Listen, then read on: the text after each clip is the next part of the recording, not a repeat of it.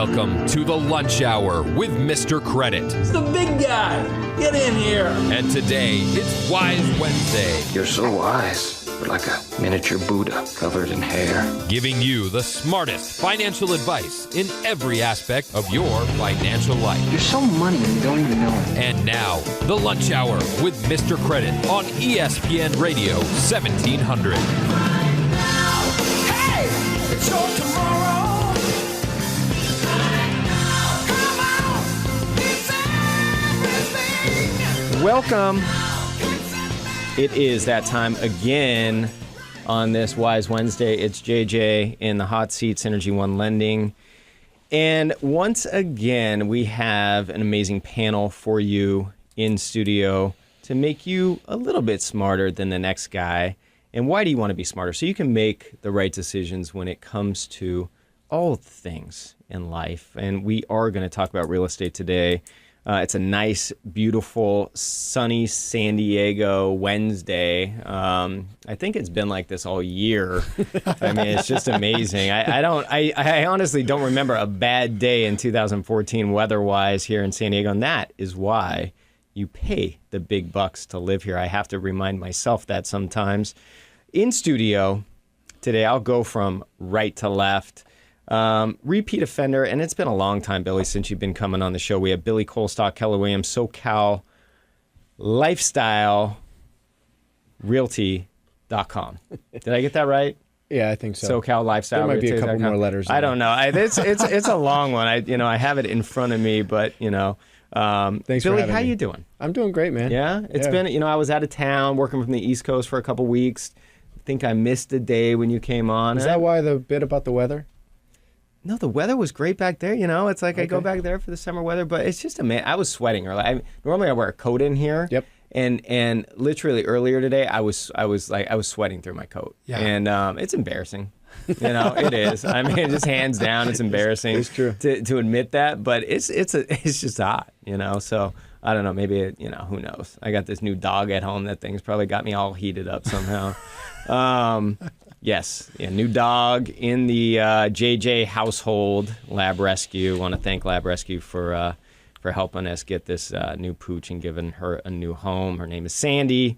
For all those who want to know, I know everybody wants to know, but it's fun. It's fun to have a new addition to the house and a first-time offender, at least in this studio with me, not on the radio. So I can't play any of those radio tricks on you, Paul, but we have Paul Johnson, branch manager over at Guild Mortgage Company, and going to bring you the mortgage expertise that we need to make you smarter than everybody else. Let's do a quick market update right now. It's amazing. I mean, it's been one of those weeks. It's just not a lot of stuff going on.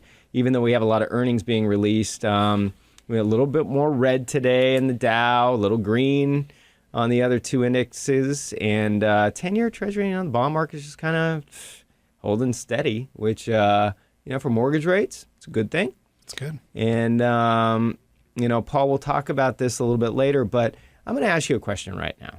And I'm not trying to stump you or anything, but, we've seen mortgage rates, they're great.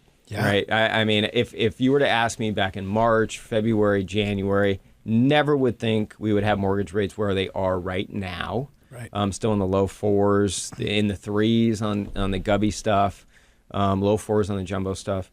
If you're in escrow right now and you're in a 30-day escrow, or you look at your refinancing and you got that started, what would your advice be? I mean, would you just lock it in and be done with it, be happy, or would you risk the gamble of floating that interest rate?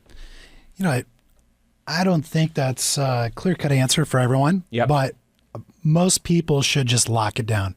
I mean, we're close to a 54-week low on rates. Why gamble it and hope you get an eighth or something? And really, if you look at the bond trading recently, we've tried to rally through a couple times, and it's faded every time. And usually, that sets you up for some negative trading. Yeah. And more than likely, that person that gambles is going to end up paying an eighth or 0.25% higher.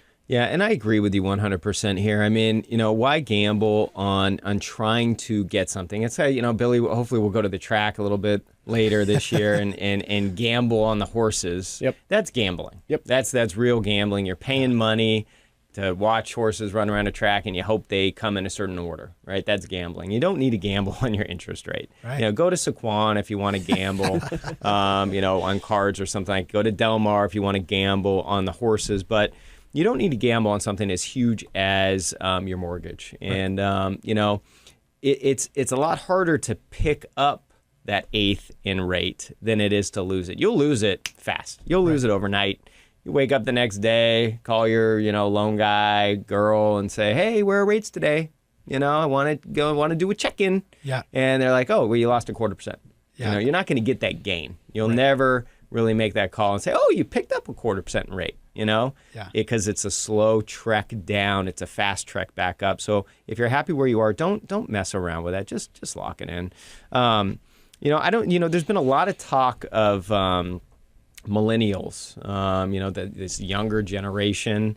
I don't even know, what is the age group of the millennial? It's an interesting deal. It's like 18 to 29. 18 to 20. So I'm not in that age group. Dang it. Yeah, below us. Yeah, that's a scary deal. I don't even know where I am. Am I an X Factor or a Y or what? I have no idea. 42 years old.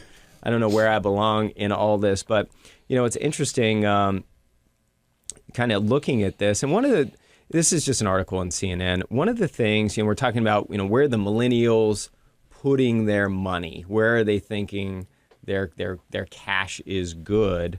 And one thing that, it might be looked at as a negative, but I actually think it's a positive. 24% are choosing real estate, 13% picking the stock market, 39% are picking cash. Maybe that's just because they need the money liquid, which is possible.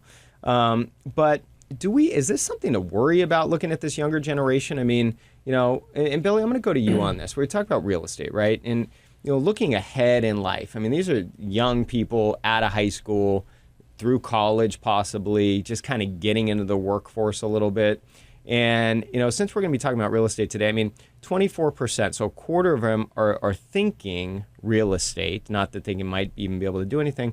But is that something to worry about, or is that a positive? No, I think that's a great thing. I mean, I've seen statistics before where it says that the average person buys their first house at, I think 32 years old. So, I mean, if these are 29-year-olds or 25-year-olds and they're already thinking about real estate, I think that's a great sign. Yeah. Plus, if they're keeping their money in cash now, I think that's also another good thing, because we just came out of a time where people weren't acting as conservatively as maybe they should have been. And if they're starting to think, well, I need to kind of save a little bit for a rainy day, I mean, that's something that I think as a society we haven't taught young people, and maybe that's starting to come back. Mm-hmm. Well, I definitely think we need to do more teaching with the youngsters. Paul, what do you think? I mean, is this a good thing, bad thing, indifferent? Well, cash is king. And I read a study a few years back from the Bankruptcy Law Association. The average bankruptcy is like $10,000. When you think about that amount, I mean, it seems like such a small amount. Sure. But on the other hand, if you don't have the savings, big medical bill, or usually it's things happen in threes, bang, bang, bang, you don't have the cash, now you're calling up that attorney and filing a BK. So I think it's good that people have a savings. It needs to be appropriate. We always recommend 3 months of your survival number, whatever your household budget is. So, I like that. And there's still a little of that trauma left over from the meltdown. They saw their parents or their friends that were strapped and that got in a bind. And so I think there's a little bit of that they're still carrying with them. Oh, yeah, definitely. But I think it's a good trend. Yeah, I do too. And I mean, I think it's good to have the cash on hand. It always makes me nervous when somebody goes into a home buying situation and they're using everything, right? They're depleting all they got, and it happens a lot. I mean, I see this a lot with like the military. They get kind of moved around, relocated. There's relocation costs that they're incurring to move from, say, Hawaii to here. Yeah. And all of a sudden, they don't have, they really don't have down payment money. They might have money for closing costs, but, at the end of the day, they get in that house and, they're not a lot left in the bank, which can be scary. I think Paul, you make a good point. Let's talk about reserves, having those reserves kind of on hand for the rainy day if something were to happen. 3 months, I would say that's a minimum. Yeah. I like people to have 6, 12 months kind of left over if you can. And that's not always the case. You can't always have that. Everybody would love to have the 12-month reserve aspect left in there. But I think, maybe the younger generation has it right.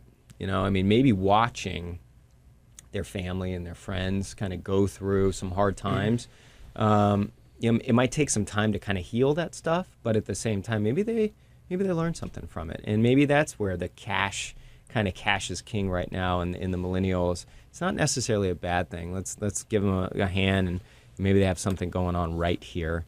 Now, here's something that's disturbing to me, and here we are in the U.S., greatest country ever to live in, and we're so lucky to be blessed to live here, but we're reeling in our own deficit consistently. It's just this backwards sort of clock that just continues. Overspending, we're overspending our budget consistently. But then you read about these companies that are moving, they're making deals out there, and they're moving their sort of home base overseas. Or they combine companies and they move overseas. And why are they doing this? Why are these big companies doing it? They're doing it to lower their tax bills. They're doing it to lower their tax bills right here in the U.S. to not pay the taxes. And it's a little frustrating to me because we all in this room here and people that are listening, we're paying for it. We're paying for it somehow. We live in probably one of the most expensive states there are. Our California income tax is out of the roof. Our sales tax is out of the roof. You're talking 22% right there. Then you combine the federal tax. And I'm not trying to be on a soapbox here, but in the past decade, 47 U.S. companies have made this sort of inversion move, which they call, and it's just merging with a foreign company, getting their home base kind of moved, and avoiding paying some taxes. And I'm just wondering, is this okay? I don't think it's okay. I don't think it's okay. I don't know what we can do to stop it. But at a certain point in time, it shouldn't be allowed. And Paul, I don't know if you've read about any of this or you've seen any, but what's your opinion? Am I off my rocker here thinking this is bad? No, you're right. Somebody's got to pick up the bill at the end of the day. And I think when you look at what are these guys trying to accomplish? It's about the bottom line. Every quarter they need to post a profit, and the way stocks work, it needs to be a little bit better than what they did before. And so it's, they're just trying to get creative and making that bottom line a little fatter. Yep. And making that stock price a little bit bigger. Well, and they have to answer to their board, their shareholders, right? And the shareholders. I get it. Yeah. I get it. But at the same time, they're doing their business right here in the States. They want our money for their product. We're not doing international trade here on product. Billy, what are your thoughts here? Well, of course, it's not a good thing to have the tax dollars going somewhere else. Yet, from a corporation standpoint, obviously, when they're trying to fatten that bottom line, aren't they thinking about leverage when they're putting themselves in a different location? So how do you really stop it? How do you stop them from going overseas, finding some other place and leveraging their business to make their business more profitable? Yeah. I don't think you can. I don't think so. That's the problem. The world's becoming more and more flat. There was a book written about it a couple of years ago. Yeah. And it's just going to start happening. Wouldn't it create, though, more small business in the United States? You hope. Right. You hope. Well, I don't know. They're not leaving, though. They're still here. They're here. It's just they're just avoiding the tax dollars. And you hope maybe I just need to change my tune. Maybe I just need to, put a positive spin on it. Maybe because they're saving tax dollars, they're creating more jobs and more opportunities for the people that are working there. And you know what? I'm hoping that's the case. I just hope that I don't have to foot the bill or help foot the bill for this. We have, the nice thing about having Billy Colstock in the studio is that we probably have a home. If you're looking for a home, we probably have a home that you want to look at today. It could be your dream home.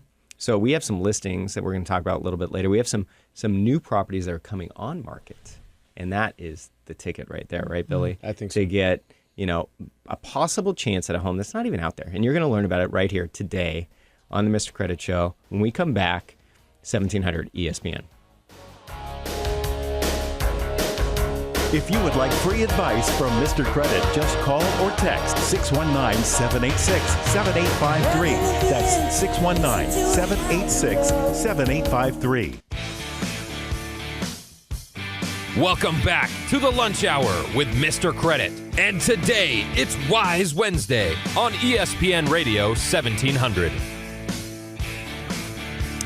Welcome back. It is your lunch hour, and thank you for taking the time out of your day to join us today, because it is Wise Wednesday, and we have the two people in here. Well, I'm going to say three. I am part of this thing, JJ.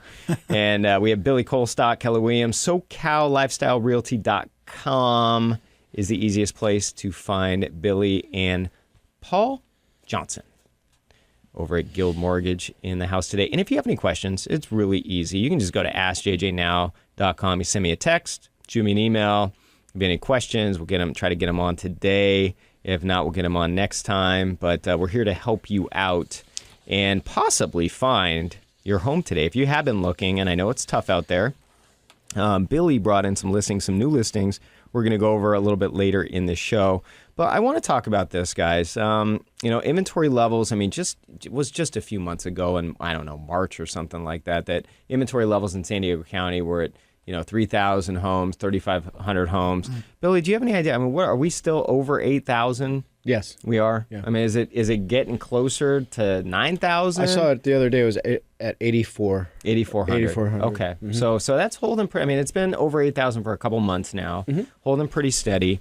Now, I go to a couple different what they call realtor pit sessions. They're caravan tours for the real estate agents to kind of go around during the week and preview these brand new listings that are put on. So hopefully they can match a buyer with it before it even gets to the weekend sometimes.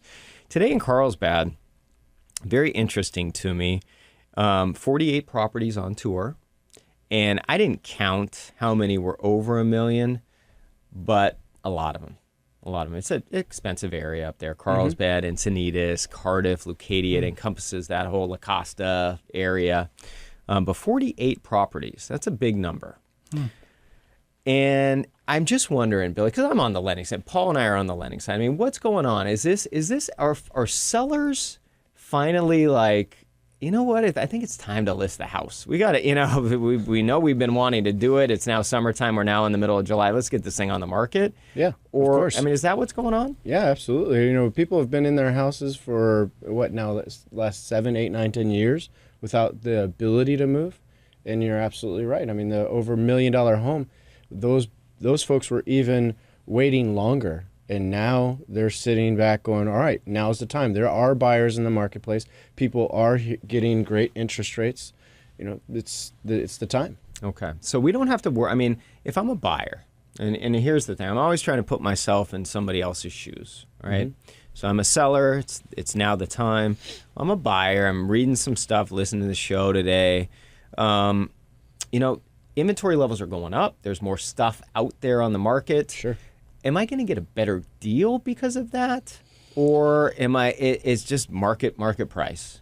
It's market price. We're looking at, last summer, the average list to sale price got up as high as 99%, which is outrageous. That's huge. We're sitting at about 97%, which is still great. That's amazing. It's fantastic. Yeah. So, as a buyer coming into the market, the market's softening up now. With the extra listings coming onto the market, now instead of having to go on against 3 or 4 other people, you're making it a reasonable offer with a reasonable seller, and you're getting your offer accepted. So that you bring up a great point. So sales to list price. So what you're saying is, I list my house for $1 million. Yep. I'm probably going to sell it for about $970,000. That's the average. That's the average. There's people who are selling above. There's people who are selling below. But that's the average. That's the average. And a lot of times, that, and I'm assuming, so let's say we have a price range, right? Let's say I list my house for $950,000 to $1 million. That statistic, when we talk about average, they're always using the higher price. It's, Right. it's the top price. So don't think, if you're listening, you're going to get 97% of the lower price. I mean, I think that's a big misconception out there. It is true. Yeah. I mean, people see the range and let's go below the range. All the websites now, I mean, you're going to get the Yahoo who comes in 10% less than the bottom of the range because, they're trying to scoop up something. Same time, there are reasonable buyers. It's agent education, talking to them about in this area, this is what's selling, this is the values in this neighborhood, and you'll take down more properties. Yeah, that's Billy Colstock, Keller Williams, SoCalLifestyleRealty.com. Billy's been on the show for a couple years now. I mean, it's been a long time. We bring him on here because he is an expert in the real estate field, and this is who you need to call. I mean, if you're looking to buy, you're looking to sell, I mean, you got to talk to an expert and make sure you're working with somebody that knows what they're doing. That is the key, and that's why we bring the experts on. So, Billy, you bring up a point. I mean, you always get the person that's trying to get the bargain. Oh, yeah, right? Of course. And I have about 10 people in my pre-approval drawer. Sure. I'm not going to name their names. And Paul, I guarantee you have these, people in your drawer as well. Yeah. That have been looking for years. They've been out there for 3 years, lowballing offers, and they've missed out on probably 30% equity gains had they just pulled the trigger on a reasonable price point or list price in 2010 or 2011 or 2012 or 2013. And you know who you are out there if you're listening. You know who you are. You're the one that the house was listed for $400 and you went at $320. And you know what? You gave up after 6 months because no one would accept the offer. And then, next year you came in and now you're bidding $420 on the $500,000 house. You can't do that anymore. So, I mean, Billy, is there opportunity for these people out there? I mean, what should they be doing when trying to get a bargain? Can you get a bargain? I mean, of course, you can, and it takes a lot more work to get one. I saw one recently that was listed at a little bit over $1 million, and the final sales price was $900,000. It's out there. You just gotta be persistent. You can't get frustrated with the process. But they're so far and few between. I mean, you're kind of hoping on a prayer, really. Yeah. Now, I was thinking last night, and again, I'm on the mortgage space, but if I'm a seller, because my wife and I are always talking. I mean, we just added a dog. That means we need another bedroom, right? So we got to sell that now. We're not doing that. Honey, I'm sorry, we're not doing that. Dog does not need a bedroom. But I'm trying to think. So I'm a seller, and I'm trying to maximize my sales price. And obviously, the house has got to be in good condition. We got to get it, it's got to present itself well. We have to price it right. But I'm just wondering, we're in San Diego County here. And we obviously there's, homes from, 200,000 to, 20 million listed out there.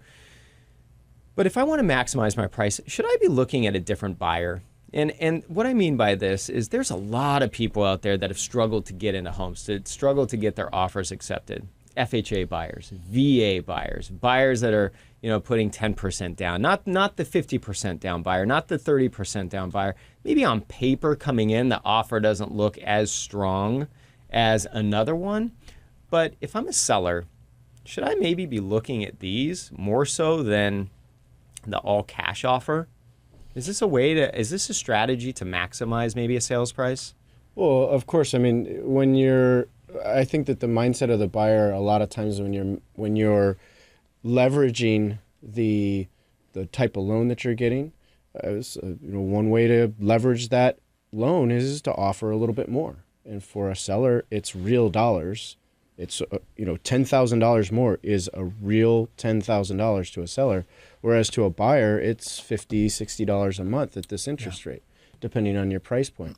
So, if you're offering with a VA or an FHA, I mean, you have the ability to go up a little bit higher than maybe what your 50% down or all cash buyer might be willing to do. And so, as a seller, you'll potentially net a little bit more by looking at some of these government type loans. And I think that could be a good strategy for some people out there. I mean, if your house is on the market right now, don't be afraid of the VA offer. Don't be afraid of the FHA offer. Not at all. They're good loans. They're great loans. Yeah. And San Diego's, we service the military here. They're in town.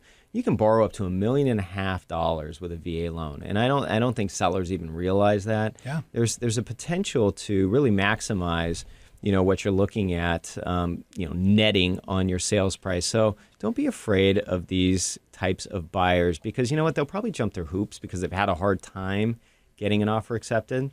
Now, when we come back, Paul, we're going to get into the interest rate market a little bit, talk about the job market, new loan programs that you're seeing out there, and what's kind of going on in that mortgage space. And a little bit later, we probably have a home that you want to look at. If you have been looking for a home, Billy brought in some listings, some homes that are coming to market. So stay tuned when we come back. 1700 ESPN. If you would like free advice from Mr. Credit, just call or text 619-786-7853. That's 619-786-7853. Welcome back to the Lunch Hour with Mr. Credit. And today, it's Wise Wednesday on ESPN Radio 1700. Welcome back. It is your lunch hour, Mr. Credit. It is JJ Synergy One Lending in the hot seat today, as always on Mondays and Wednesdays. If you have any questions, you want to get in touch with our guest today, askjjnow.com and shoot me an email. Get your question read or pass you over to our guest. You can send me a text message as well or give me a call. That's askjjnow.com. And we have Billy Colstock, Keller Williams, SoCalLifestyleRealty.com. Been on the show for a couple years now. And Paul Johnson, Guild Mortgage, right here in San Diego. So, Paul, let's get into the interest rate market a little bit. I know that's it's always a hot topic on everybody's mind. And I'll give you a funny story about interest rates with one of our listeners, and you might be listening today, and I'm going to call you out. I'm not going to say your name on the air, but I'm going to call you out. Let's talk about the interest rate market. I mean, it's been an interesting year so far when we talk about interest rates. They went up last year, about a little over a year ago. We lost a lot of ground kind of going through the end of the year. Markets kind of slowed down a little bit. Then we get in the first quarter, and just when you think rates are heading up, with the Feds kind of pulling back their purchasing of bonds, rates kind of, come down a little bit. And we've had some nice lows of the year, and even lows of, going back a year. So, I mean, what's your outlook looking like for the end of the year? And I get it. We don't have a crystal ball. I'm not holding, nobody can hold you to this, but I'm just curious. I mean, from a profession, you've been in the business a long time. What's your outlook? What are you thinking? Yeah, when you look at what's going on, there's some different dynamics at play. One is the whole stock market situation, right? It's like every week it's a new high. And there's got to be some air coming out of that balloon at some point, right? You would think, yeah. Every time I see it, I'm like, really? Yeah. Another new high. I mean, it's just like every Friday seems like another record. So I think that's that piece of the puzzle as you start to see some correction come into play. And even now, the most optimistic traders are saying, all right, we need a little haircut here. And when that happens, that money's got to go somewhere. And traditionally, you and I both know the mortgage bonds, that's the safe haven investment for those traders. And as they start to park funds there, even though the Fed's been tapering off, the mortgage origination supply to the market's gone down. It's the lowest since 97 in the first quarter. So even though the Fed's tapered, everything that comes to that market, it's being bought up very quickly. Plain and simple supply and demand with the mortgage bond market. Yeah, very simple economics. So I actually think in the next 6 months, we're going to see, I think it's going to be a little bit of a roller coaster because economically, we're not out of the woods yet. The numbers support that, and that's why rates are where they're at right now. And as long as inflation stays in check, which the CPI reading, I think, was Tuesday, looked pretty good after a little bit of a hiccup last month. So I think we're going to see a little bit of a dive, actually. You think rates will go down a little bit? I think we're going to see a little bit of a move down, and then I think we'll start to climb back up. And some of the uncertainty with the Fed's bond buying has now they've lifted the veil on that a little bit. Because before, remember, it was kind of like, when are they going to do it? Yes. And then one thing I appreciate Yellen, she kind of laid out a schedule like, hey, this is this, and this month we're going to do this. So market likes predictability. There's a little more predictability there. Now we just need a little bit more of that supply and demand to play out with the stocks, and I think we'll see a dive down. And then as the economy improves, then we'll start moving back up pretty quickly. Now, I mean, so you talk about dive down. I mean, we hit some lows of lows, Yeah. right? I mean, do you think mid threes again? Yeah. I think we're going to see the threes You think it's again. possible? I really do. Yeah. Yeah, that's and maybe that's the stimulus we need, and not that we need a stimulus for the housing market. Sure. But I mean, could you imagine? That'll keep the inventory where it's at, because Yeah. a lot of people will come into the market and they'll start to purchase homes. And it would be interesting to see that too, because I mean, here we have these move-up buyers that could be a little stagnant right now because they're in that 30-year fixed rate at 3.25 that they nabbed up possibly last year or the year before. Sure. And they're like, well, we're moving up, our property taxes are going up, our homeowners insurance are going up, and now our interest rate, we're going from 3.25 to 4 or 4.25, 4.5, whatever the case may be. And if we could get them into that mid-3 level market, mentally speaking, it could be a gold mine. I mean, the real estate market could take off again in a rocket ship. Now, that could be scary too. I mean, we could see some In what way? appreciation. Well, I mean, we've gained so much appreciation back, and we're so close to the highs. 2006, let's say. Sure. We're not that far off from that. We talk about, job markets, there was more jobs being created, but wages necessarily aren't following suit. So is the affordability factor, as this appreciation just keeps continue, I think you would hear a lot of, the bubble talk coming back. Yeah. But one thing that you brought up a really cool point is that the move-up buyer right now, we eliminated them in 2007, 2008. So having that ability now to move up is going to kickstart the economy again. So that was a really good point that you brought up. I think that's I don't see a problem with that. Plus, we're below the historical trend line of where house values should be. So we still have some room to be able to improve in our house values. I love it. That's why we have you on the show, Billy. I mean, the expertise that you have. Yeah. And, Paul, let's talk about the job market a little bit. Jobs are being created, and maybe, the second quarter that we just kind of finished up with, the jobs reports were stronger because, of the deep freeze the East Coast had. Blame it on the weather. Just blame it on the weather, right? It's either too hot, too cold, rainy, too muddy, whatever. Just blame it on something. But, it'd be interesting to see how this third quarter kind of lays out. But, I mean, do you think it's an issue? I mean, here we have this jobs, more jobs being created, but, people aren't making more money. The wages aren't really keeping up with, the economy per se. Yeah, the wage growth is pretty anemic. I think the last reading was like 0.1%.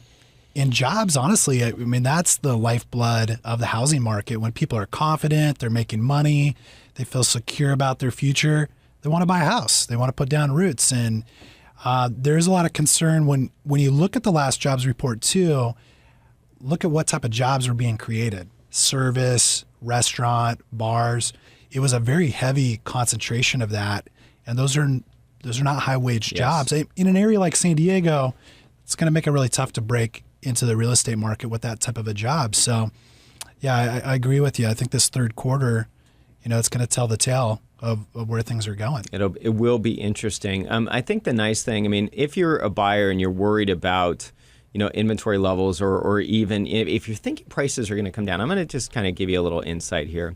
So just when you think that's going to happen, just remember that people that are buying homes right now are qualifying for homes. It's not like 10 years ago.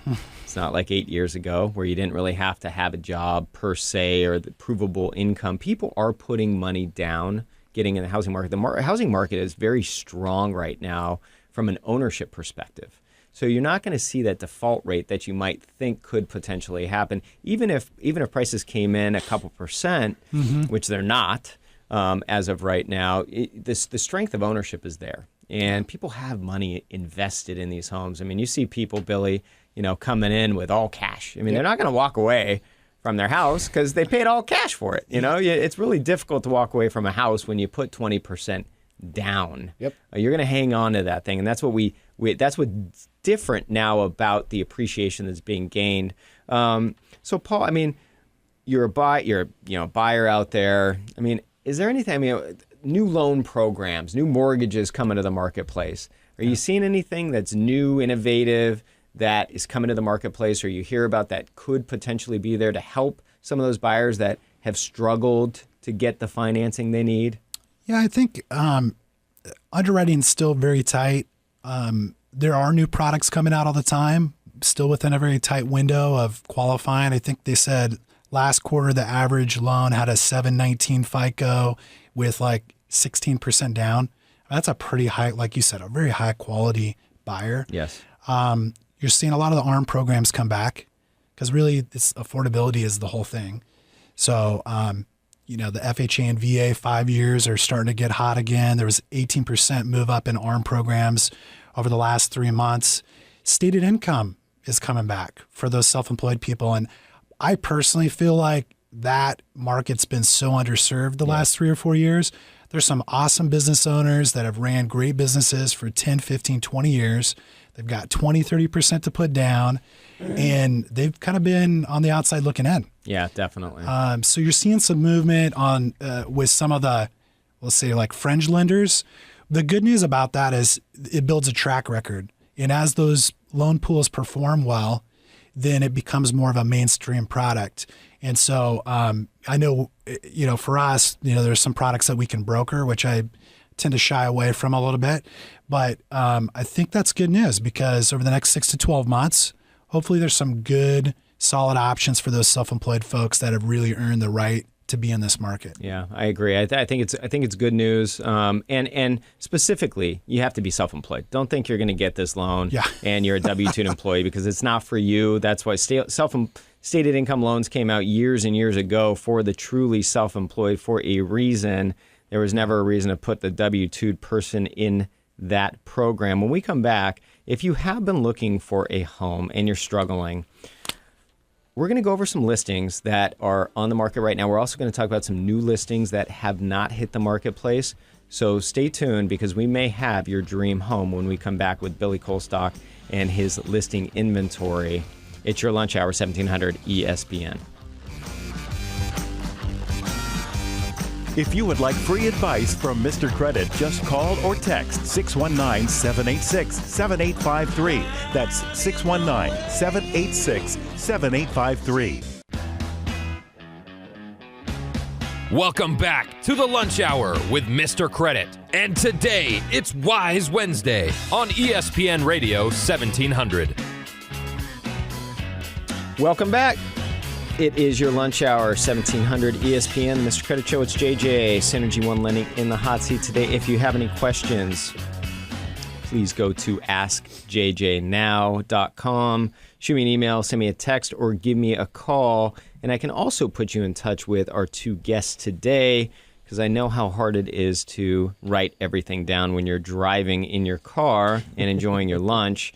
So just go to Ask JJ Now. We'll put you in touch with Billy Colstock and Paul Johnson if you have any questions. So right now, I do need you to take out your pen.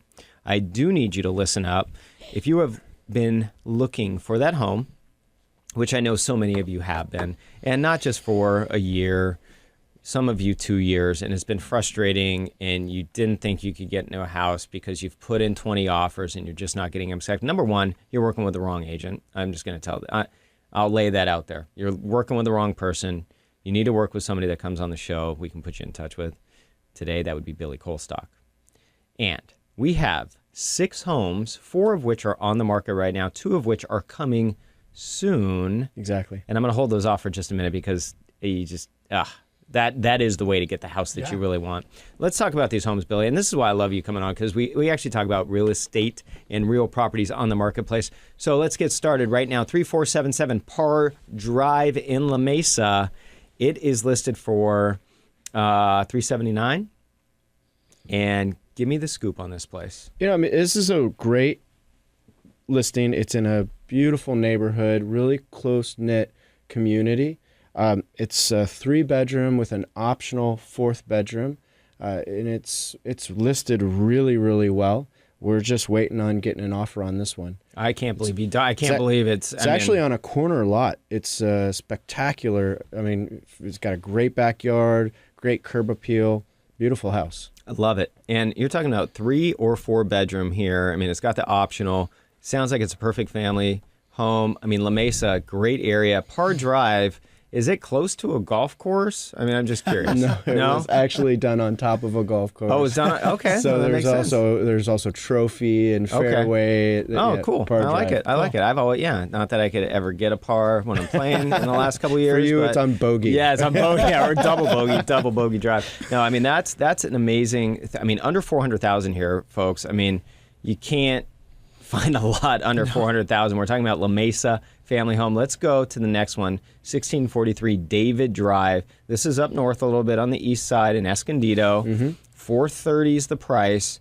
Give me the details here. This one's right off of Country Club in Escondido, so Okay. great neighborhood.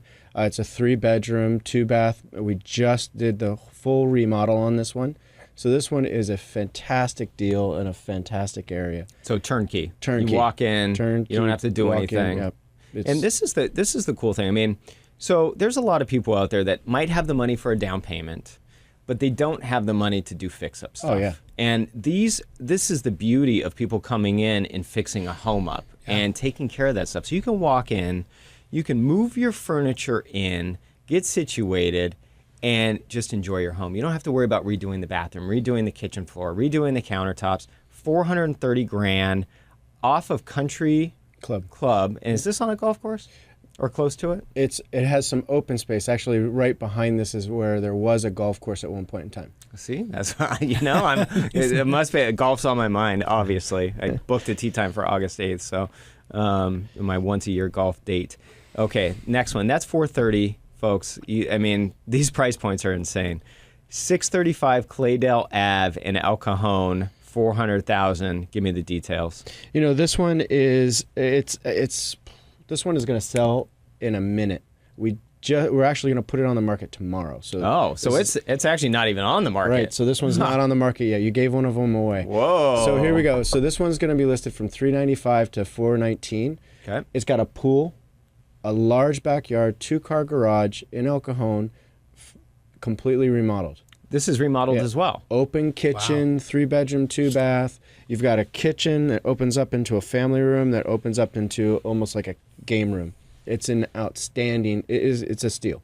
Unbelievable. With a huge backyard, pool, private. It's perfect. So you want a pool, a family house, El Cajon, and talk about location. You're close to everything. You can get to everything in San Diego within 15, 20 minutes from this location. Under $420,000, and you can enjoy your own pool. I'm shocked actually at all these price points because these are perfect. These are perfect first-time home buyers. Perfect move up from a condo. Yep. You bought a condo a couple years ago. You got some appreciation. Your payment probably is going to be similar.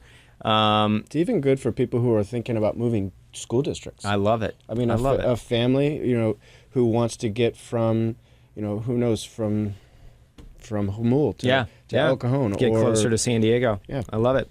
6668 Hudson Place, $495. This one's perfect. It's a young couple. They just had their first baby. It's a 4-bedroom house. It's a little bit too big for them.